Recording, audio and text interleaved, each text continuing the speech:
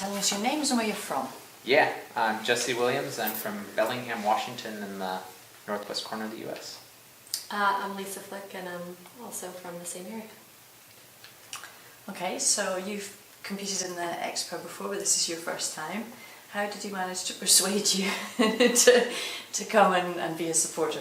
Well, I was the backup supporter, you could say, in the X-House last year, so I didn't know what to expect in that scenario, and I ended up really enjoying the hustle, the organization, all of the strategy that was put into it. Even though I don't fly, I feel like I can add something to the team, and so when this came around this year, he asked me and I was like, yes, I would love to give it a second shot, be a better supporter, and with it comes a little more added responsibility, but I'm down, so.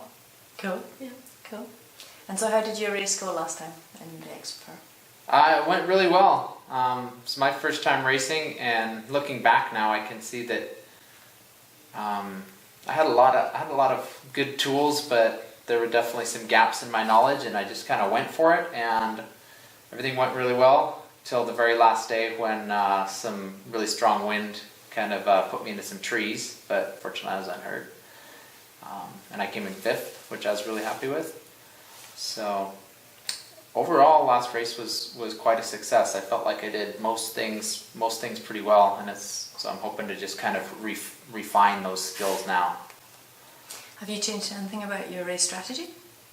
Well, I'm hoping just to be a little more relaxed, not worry about making logistics really complex, not worrying about optimizing things like having other people carry an extra little bit of water, food, or everything.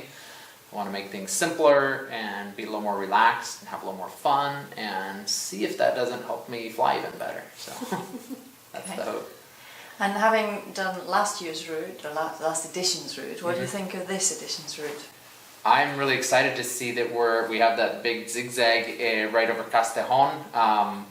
Last edition, I trained a bunch in Castellón, had some fantastic flights there, went even deeper into France than last year's turn points. And then in the last edition, when I was arriving there, well, when I was just getting to Peña Montañesa, the weather turned rainy, and so I had to walk pretty much all the way from Peña Montañesa up into France. And I was kind of disappointed I didn't get to fly that area, so I'm really excited to see more course line going back and forth through those mountains. They're a really special place to fly, and when it's on, it's really fun flying. And have you got like a psychological preference for north or south? Because there's that, you know, or will it just depend on the weather? I don't know. What do you think? Well, having seen the route, I mean, I can't say, because... Yeah. I think I have a little psychological preference for the north route. One of my first training flight where I flew from Castellón over the crest into France in 2016, I actually flew a lot further into France than I realized. I was a little lost, like I thought I was near the turn point, but it's actually a ways further down the range, and I was just going for it and hopping mountains and landed in really beautiful spot, and then climbed up and launched back into what I thought was the Castellón side, but I was actually over more by Estarredeanu, quite a ways east, and the northern route would take me through that area, which was really beautiful, and I think there's a lot more of it to explore if I get to really follow that northern crest around to Andorra, so be new territory. And what are you two both looking forward to most about the next 10 days? I feel like the days go by so fast, so I think there's something special about the beginning and the end of each day, because the middle's a blur. You never know what's going to come at you, but you know how you start and you know how you finish, and that kind of sets the pace, like whether you have a certain thing to eat and you have your coffee, and then at the end of the day you have your shower if you have that luxury. There's certain things that become routine, and the routine, I think, keeps us all in a better mental place because everything else is so unpredictable.